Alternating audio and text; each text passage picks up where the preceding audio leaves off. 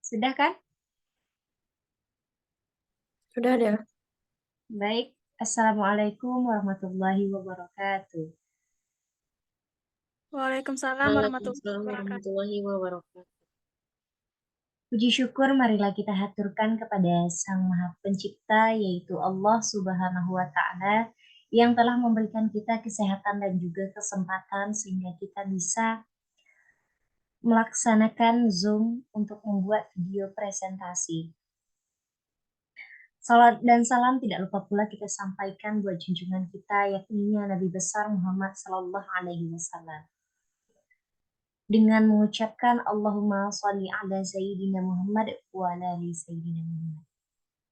Yang terhormat dosen pengampu pada mata kuliah penelitian pendidikan yaitu Bapak Dr. Chandra MPD dan Ibu Yesni Anita SPD MPD. Baiklah, di sini kami akan menjelaskan materi kami yaitu tentang instrumen pengumpulan data yang dimana anggota kelompok kami adalah saya sendiri, Fidela Sukma, sebagai moderator, Hazila Rizkina Julfi, Indah Insani Rambe, dan Intan Nurani. Sebelumnya kami adalah kelompok 6 pada mata kuliah penelitian pendidikan. Baik, untuk materi pertama yaitu pengertian dari metode pengumpulan data dan instrumen penelitian, di mana saya akan menjelaskan apa itu pengertian metode pengumpulan data dan instrumen penelitian.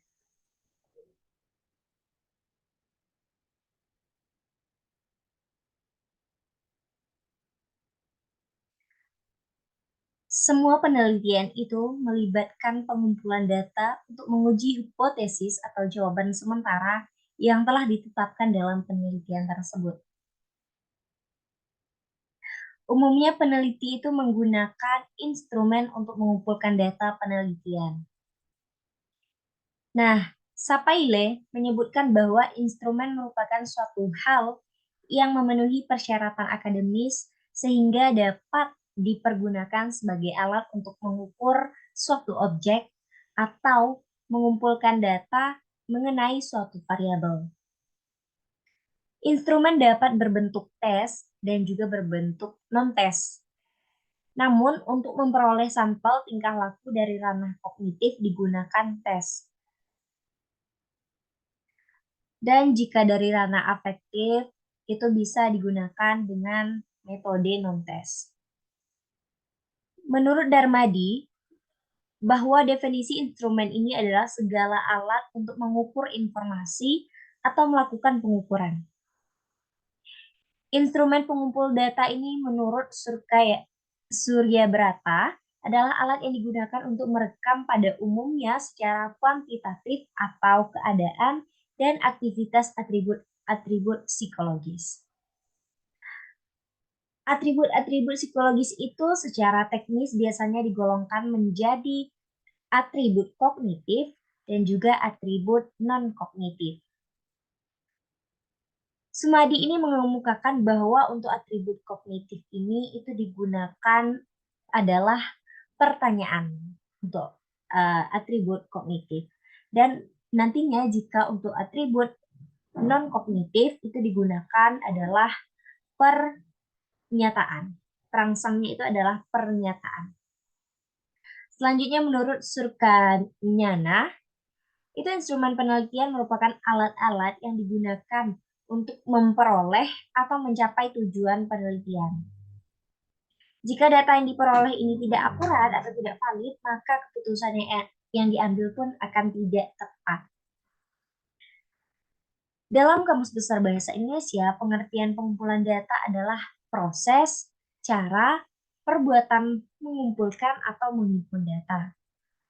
Metode pengumpulan data ialah teknik atau cara-cara yang dapat digunakan oleh peneliti untuk menghimpun data.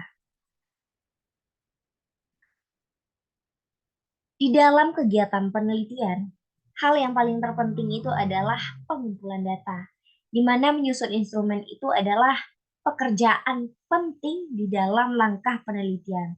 Tetapi, mengumpulkan data itu jauh lebih penting, terutama jika peneliti menggunakan metode yang rawan terhadap masuknya unsur subjektif penelitian. Itulah sebabnya menyusun instrumen pengumpulan data ini harus ditangani secara serius agar diperoleh hasil yang sesuai dengan kegunaannya, yaitu pengumpulan variabel yang tepat. Baik, itulah pengertian dari metode pengumpulan data dan instrumen penelitian. Jadi intinya metode pengumpulan data dan instrumen penelitian ini adalah hal yang tidak bisa diabaikan pada saat kita meneliti nantinya. Baik, untuk materi selanjutnya yang akan dilanjutkan oleh Hazila Rizkina Julfi. Kepada Hazila dipersilahkan. Baik, terima kasih kepada moderator. Kali ini saya Hazila Rizkina Julfi akan melanjutkan materi mengenai jenis-jenis instrumen penelitian. Jenis instrumen penelitian yang pertama yaitu instrumen tes. Tes dalam lingkup dunia pendidikan merupakan istilah yang sangat populer karena banyak digunakan untuk mengukur hasil belajar peserta didik setelah mengalami proses belajar mengajar.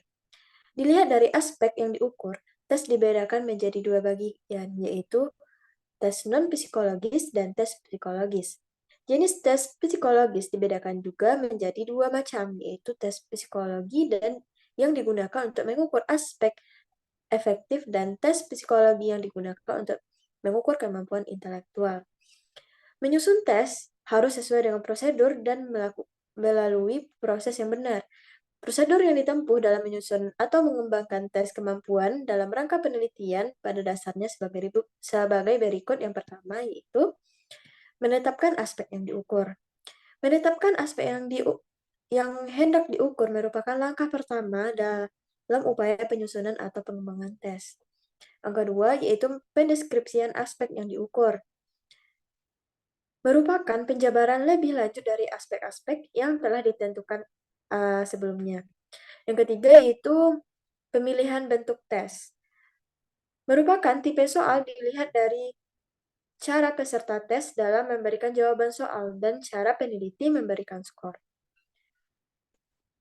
Jika peserta tes memiliki kebebasan yang luas dalam menjawab soal-soal tes, maka dikatakan bahwa tes itu adalah tes subjektif atau free answer test. Jika peserta tes tidak memiliki kebebasan dalam menjawab soal-soal tes, bahkan hanya tinggal memilih jawaban dari yang telah disediakan oleh peneliti, maka tes itu disebut dengan tes objektif. Yang keempat yaitu menyusun butir soal. Yang kelima, pelaksanaan uji coba. Yang keenam itu analisis hasil uji coba. Yang selanjutnya itu seleksi, penyempurnaan, dan penataan butir soal. Dan yang terakhir yaitu pencetakan tes. Instrumen yang kedua yaitu instrumen inventory. Inventory merupakan instrumen penelitian yang digunakan untuk mengukur karakteristik psikologis tertentu dari individu.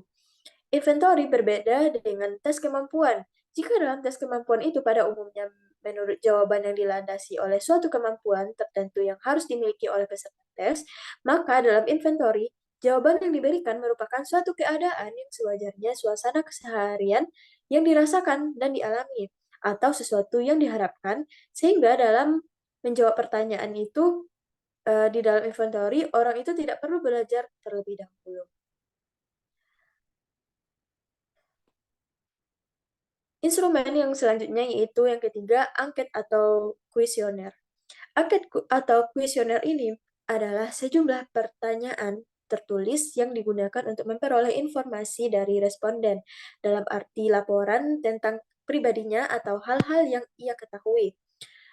Kuesioner banyak digunakan dalam penelitian pendidikan dan penelitian sosial yang menggunakan rancangan survei, karena ada beberapa keuntungan yang diperoleh. Yang pertama, yaitu kuesioner ini dapat disusun secara teliti dalam situasi yang tenang, sehingga pertanyaan-pertanyaan yang terdapat di dalamnya dapat mengikuti sistematik yang dari masalah yang diteliti. Yang kedua, yaitu penggunaan kuesioner ini memungkinkan peneliti menjaring data dari berbagai responden dan periode waktu yang relatif singkat. Yang keempat yaitu interview dan wawancara atau wawancara. Merupakan instrumen penelitian percakapan per orang perorangan dan wawancara kelompok atau grup interview. Percakapan dilakukan oleh dua belah pihak, yaitu peneliti sebagai pewawancara dan subjek penelitian sebagai informan. Wawancara yang dilakukan oleh peneliti digunakan untuk menilai keadaan seseorang, misalnya untuk mencari data tentang variabel latar belakang murid, orang tua, pendidikan, perhatian, sikap terhadap sesuatu, dan lain sebagainya. Yang kelima yaitu instrumen observasi atau pengamatan. Observasi adalah mengadakan pengamatan itu secara langsung. Observasi dapat dilakukan dengan tes, kuesioner, gambar, dan rekaman suara. Selanjutnya yaitu skala bertingkat. Rating atau skala bertingkat adalah suatu ukuran subjektif yang dibuat secara berskala. Walaupun skala bertingkat itu menghasilkan data yang kasar, tetapi cukup memberikan informasi tertentu tentang program atau orang. Instrumen ini dapat dengan mudah memberikan gambaran penampilan, terutama penampilan di dalam orang menjalankan tugas, menunjukkan frekuensi, memunculkan sifat-sifatnya. Yang ketujuh yaitu dokumentasi dan data sekunder. Dokumentasi dari asal kata dokumen, yang artinya itu barang-barang tertulis. Di dalam pelaksanaan metode dokumentasi ini, peneliti menyelidiki hal-hal berupa transkrip, catatan, buku, surat, prasasti, notulen rapat, agenda, arsip, jurnal, video, dan lain sebagainya. Penggolongan dokumen dan data sekunder menurut Johnson dan Christensen ada beberapa, ada 4, yaitu yang pertama dokumen resmi, yaitu bahan atau catatan yang dibuat atau disusun secara formal. Yang kedua yaitu dokumen pribadi, yaitu catatan atau bahan yang ditulis atau dibuat oleh seseorang yang menggambarkan pengalaman, peristiwa, atau perasaan seseorang individu atau pribadi. Seperti contohnya yaitu buku harian, surat pribadi, riwayat hidup, foto, dan lain sebagainya. Yang ketiga itu ada data fisik. Dalam hal ini termasuk di dalamnya itu tempat-tempat dan benda-benda fisik yang diperuntukkan sebagai alat untuk menelusuri bermacam-macam aktivitas. Dan yang terakhir yaitu data penyelidikan yang disimpan, yaitu data hasil penelitian yang dapat digunakan untuk penelitian berikutnya. Baik, segitu materi saya kembalikan kepada moderator. Baik, terima kasih kepada Hazila Rizkina Julfi yang telah menyampaikan materinya. Untuk materi selanjutnya yang akan disampaikan oleh Intan Nurani. Pada Intan Nurani dipersilahkan. Baik, terima kasih moderator. Saya Intan Nurani akan melanjutkan materi selanjutnya yaitu mengenai teknik-teknik pengumpulan data. Teknik-teknik pengumpulan data ada 5. Saya akan bahas satu persatu. Yang pertama adalah teknik wawancara. Teknik wawancara adalah teknik pengumpulan data melalui pengajuan sejumlah pertanyaan secara lisan kepada subjek yang diwawancarai. Teknik wawancara dapat pula diartikan sebagai cara yang dipergunakan untuk mendapatkan data dengan bertanya langsung secara bertatap muka dengan responden atau informan yang menjadi subjek penelitian. Ada beberapa jenis wawancara yang dapat dilakukan oleh peneliti. Yang pertama adalah wawancara terstruktur. Wawancara terstruktur adalah wawancara yang dilakukan dengan menggunakan pedoman wawancara atau bahan pertanyaan yang sudah dipersiapkan terlebih dahulu. Yang kedua adalah wawancara tidak terstruktur. Wawancara tidak terstruktur adalah jenis wawancara yang dilakukan tanpa menggunakan pedoman wawancara, tetapi dilakukan dengan dialog bebas dengan tetap berusaha menjaga dan mempertahankan fokus pembicaraan yang relevan dengan tujuan penelitian. Yang ketiga adalah wawancara mendalam. Wawancara mendalam adalah wawancara tidak berstruktur yang dilakukan berkali-kali dan membutuhkan waktu lama bersama informan di lokasi penelitian. Yang keempat adalah wawancara berbingkai. Wawancara berbingkai adalah wawancara yang dilakukan oleh peneliti dengan terlebih dahulu menentukan atau membingkai arah pembicaraan agar tidak menyimpang dari topik penelitian dengan tetap menjaga keluasan agar tidak terkesan kaku. Teknik pengumpulan data selanjutnya adalah teknik observasi. Pengamatan atau observasi berarti melihat dengan penuh perhatian. Dalam konteks penelitian, observasi diartikan sebagai cara-cara mengadakan pencatatan secara sistematis mengenai tingkah laku dengan melihat atau mengamati tingkah laku individu atau kelompok yang diteliti secara langsung. Pelaksanaan Definisi yang lebih umum dikemukakan oleh Margono, yaitu observasi adalah pengamatan dan pencatatan secara sistematik terhadap gejala yang tampak pada objek penelitian. Pengamatan dapat dilakukan secara langsung maupun tidak langsung. Pengamatan secara langsung berarti peneliti langsung melakukan pengamatan terhadap objek penelitiannya di tempat dan waktu terjadinya peristiwa. Sementara, pengamatan tidak langsung dilakukan melalui perantara alat tertentu, seperti rekaman video, film, rangkaian slide, dan rangkaian foto. Pelaksanaan observasi langsung dapat dilakukan dengan beberapa cara. Yang pertama adalah observasi partisipan dan observasi non-partisipan. Observasi partisipan merupakan teknik observasi yang dilakukan peneliti dengan cara terlibat langsung dengan kehidupan dan aktivitas orang-orang yang diamati. Di sini peneliti menjadi bagian dari objek pengamatannya. Peneliti ikut melakukan apa yang dikerjakan oleh orang yang diamatinya dan ikut pula merasakan suasana kejiwaan, suasana pikiran, suka duka, dan sebagaimana yang dialami oleh orang yang diamatinya. Berbeda dengan observasi partisipan, pada observasi non-partisipan, peneliti tidak melibatkan secara langsung dengan kehidupan dan aktivitas orang yang diamatinya. Di sini, peneliti bertindak sebagai pengamat independen dan menjaga jarak dengan objek pengamatannya. Yang kedua itu observasi sistematik dan observasi non-sistematik. Observasi sistematik disebut juga sebagai observasi terstruktur, merupakan teknik pengamatan yang terlebih dahulu menentukan apa yang akan diamati secara sistematis. Artinya, wilayah dan ruang lingkup observasi telah dibatasi secara tegas sesuai dengan masalah dan tujuan penelitian. Sebaliknya, observasi non-sistematik tidak menentukan atau mempersiapkan terlebih dahulu lingkup observasi yang akan dilakukannya. Hal ini dilakukan pada saat peneliti tidak tahu persis tentang apa yang akan diamati karena belum mengenal dengan baik lapangan penelitiannya. Teknik pengumpulan data selanjutnya adalah teknik angket. Teknik angket atau teknik kuesioner atau daftar pertanyaan merupakan teknik pengumpulan data berupa daftar pertanyaan yang disusun secara sistematis untuk diisi oleh responden. Angket memiliki beberapa komponen, yaitu petunjuk pengisian, bagian identitas responden seperti nama, alamat, jenis kelamin, pekerjaan, usia, dan lainnya. Dan daftar pertanyaan yang disusun secara sistematis. Ada beberapa bentuk angket yang bisa digunakan dalam penelitian. Yang pertama adalah angket atau kuesioner tertutup. Kuesioner tertutup merupakan kuesioner yang berisi daftar pertanyaan dengan sejumlah alternatif atau option jawaban yang sudah ditentukan oleh peneliti dan tidak memberikan kesempatan kepada responden untuk memberi jawaban lain selain jawaban yang telah disediakan. Yang kedua adalah angket atau kuesioner terbuka. Kuesioner terbuka merupakan kuesioner yang berisi serangkaian pertanyaan yang sama sekali tidak berisi alternatif jawaban yang disediakan oleh peneliti.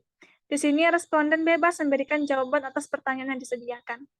Yang ketiga adalah angket semi terbuka atau kuesioner semi terbuka. Merupakan kuesioner yang berisi serangkaian pertanyaan dan beberapa alternatif jawaban yang telah disediakan oleh peneliti, namun pada saat yang sama, kuesioner itu juga memberikan kesempatan kepada responden untuk memberikan jawaban sendiri, jika alternatif jawaban tidak ada yang cocok dengan pendapat atau keadaan responden. Teknik pengumpulan data yang keempat adalah teknik dokumenter. Teknik dokumenter atau disebut juga teknik dokumentasi merupakan teknik pengumpulan data penelitian melalui sejumlah dokumen, yaitu informasi yang didokumentasikan, yaitu berupa dokumentasi tertulis ataupun dokumen terekam. Dokumen tertulis dapat berupa seperti arsip, catatan harian, autobiografi, memorial, kumpulan surat pribadi, clipping, dan sebagainya. Sementara dokumen terekam dapat berupa seperti film, kaset, mikrofilm, foto, dan lain sebagainya. Ada juga yang bagi jenis dokumen menjadi dua, yaitu dokumen pribadi dan dokumen resmi. Dokumen pribadi merupakan dokumen yang dimiliki oleh perseorangan yang berisi catatan atau tulisan tentang tindakan, pengalaman, dan keyakinannya. Dokumen yang termasuk dokumen pribadi adalah buku harian, surat pribadi atau autobiografi, sementara dokumen resmi merupakan dokumen yang dimiliki oleh lembaga sosial atau lembaga resmi tertentu. Teknik pengumpulan data terakhir adalah teknik penelusuran data online. Teknik penelusuran data online merupakan teknik pengumpulan data yang relatif baru dan menjadi salah satu alternatif teknik pengumpulan data penelitian yang sangat bermanfaat. Banyaknya informasi yang disebarkan melalui internet, baik oleh perseorangan, lembaga resmi, organisasi, dan lainnya, perlu dimanfaatkan dengan baik oleh peneliti. Peneliti juga dapat memanfaatkan buku-buku elektronik atau e-book dan jurnal elektronik atau e-jurnal di internet yang menyediakan data dan teori yang diperlukan secara online. Bahkan tidak jarang, kita dapat menemukan buku-buku yang sangat kita perlukan untuk keperluan penelitian yang tidak kita temukan melalui pencarian biasa di perpustakaan dan toko buku di daerah kita. Namun harus diingat bahwa peneliti harus selektif dalam memilih data online, sebab tidak semua informasi yang beredar di internet dapat dipertanggungjawabkan.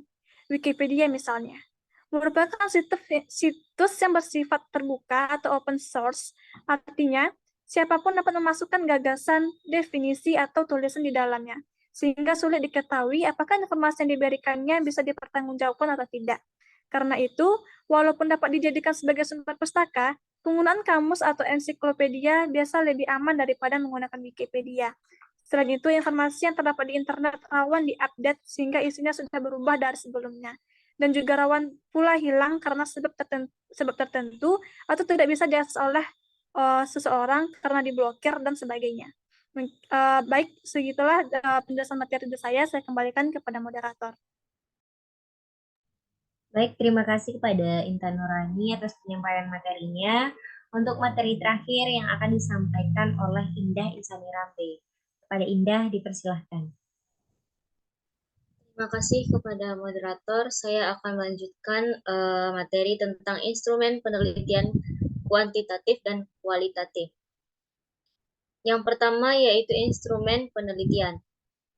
Instrumen penelitian kuantitatif.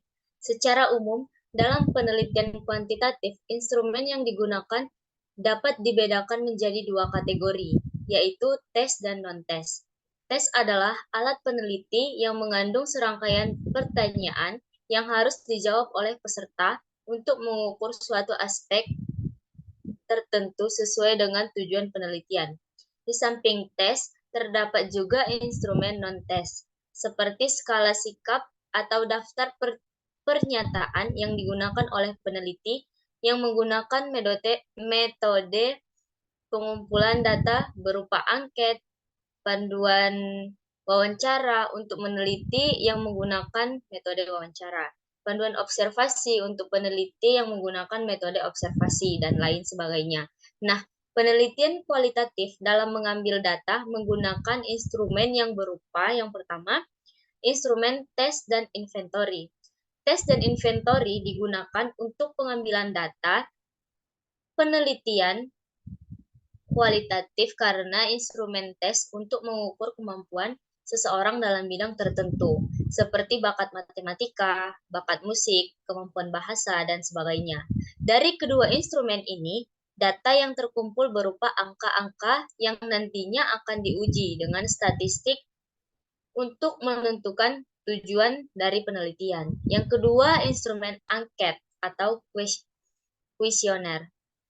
Angket atau kuesioner digunakan dalam penelitian kuantitatif untuk menjaring data yang sifatnya informatif atau dan faktual.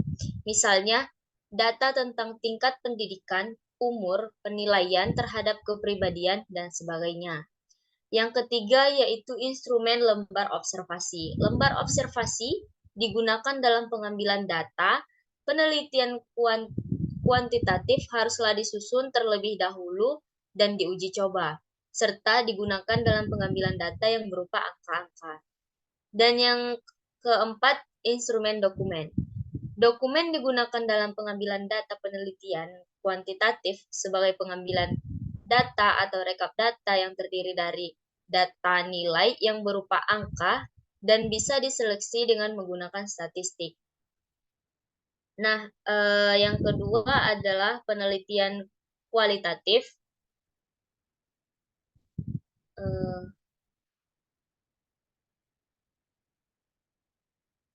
Seorang peneliti kualitatif bertindak sebagai instrumen manusia yang bertugas menentukan fokus penelitian, memilih informan sebagai sumber data, mengumpulkan data, mengevaluasi kualitas data, menganalisis data, menafsirkan data, dan menyimpulkan temuan penelitiannya. Itu adalah menurut Sugiono 2009.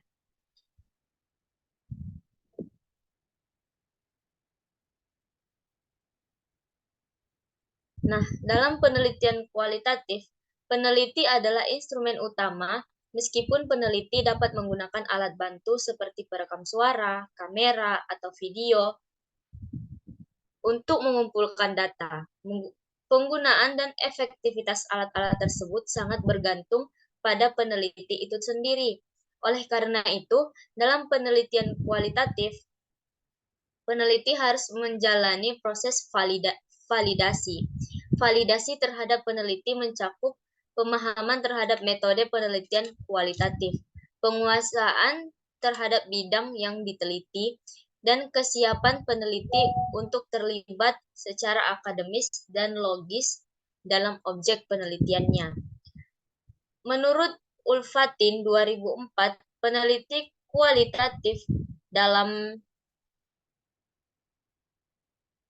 pengumpulan datanya, instrumen yang dapat digunakan ada 3 instrumen. Yang pertama, instrumen wawancara. Data yang dihasilkan dari wawancara bersifat terbuka, menyeluruh, dan tidak bebas, sehingga mampu untuk membentuk informasi yang utuh dan menyeluruh dalam mengungkap penelitian kualitatif. Yang kedua, instrumen observasi atau pengamatan. Observasi dalam penelitian kualitatif digunakan untuk melihat dan mengamati secara langsung objek penelitian sehingga peneliti mampu mencatat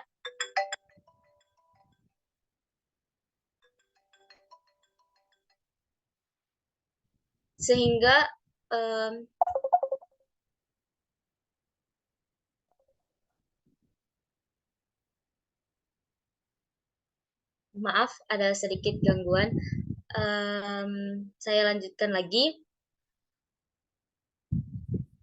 Sehingga peneliti mampu mencatat dan menghimpun data yang diperlukan untuk mengungkap penelitian yang dilakukan.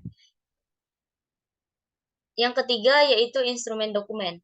Dokumen dalam penelitian kualitatif digunakan sebagai penyempurnaan dari data wawancara dan observasi yang telah dilakukan.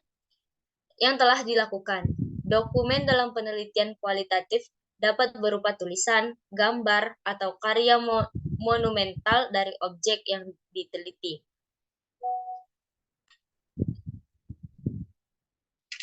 Materi yang terakhir adalah perbandingan teknik pengumpulan data dan instrumen penelitian kualitatif dan kuantitatif.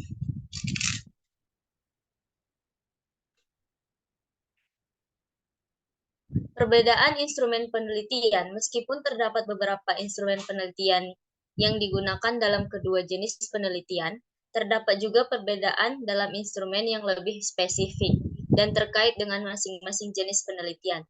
Beberapa perbedaan instrumen penelitian antara penelitian kualitatif dan kuantitatif meliputi, yang pertama, instrumen pengukuran dalam eksperimen lebih sering digunakan dalam penelitian kuantitatif. Instrumen ini mencakup alat atau metode yang digunakan untuk mengukur variabel-variabel yang terlibat dalam eksperimen. Yang kedua yaitu pedoman wawancara. Pedoman wawancara digunakan dalam penelitian kualitatif sebagai panduan bagi peneliti dalam melakukan wawancara dengan responden. Instrumen ini membantu memastikan topik-topik yang pengembangan instrumen dan kalibrasi instrumen relevan dibahas dalam wawancara. Sekian materi dari saya kembalikan lagi kepada moderator. Baik, terima kasih kepada Indah atas penyampaian materinya. Nah, ini adalah materi terakhir dari kelompok kami. Jika ada teman-teman yang nantinya ingin menambahkan materi, bisa dilakukan di forum diskusi. Nah, jadi kesimpulan yang dapat kami ambil, yang dapat kami simpulkan dari hasil diskusi kami adalah instrumen pengumpulan data dalam penelitian pendidikan dapat merangkum beberapa poin kunci. Yang pertama, pentingnya instrumen pengumpulan data yang sesuai dan berkualitas dalam menghasilkan temuan yang akurat dan relevan dalam konteks pendidikan.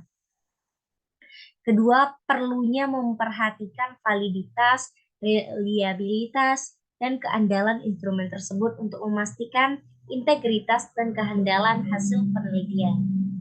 Kesimpulan dapat menggarisbawahi perlunya penelitian lebih lanjut dalam pengembangan dan validasi instrumen pengumpulan data yang inovatif dan sesuai, tentunya itu harus sesuai dengan perkembangan terkini dalam dunia pendidikan. Dengan demikian akan memperkuat urgensi untuk meningkatkan praktik pengumpulan data dalam mendukung peningkatan kualitas pendidikan secara keseluruhan. Nah, baiklah, itulah hasil presentasi kelompok 6 dari kelompok kami. Jika kami ada salah kata dan salah tingkah dan serta salah perbuatan, kami mohon maaf. Kami tutup dengan wassalamualaikum warahmatullahi wabarakatuh. Waalaikumsalam Waalaikumsalam warahmatullahi warahmatullahi wabarakatuh. wabarakatuh.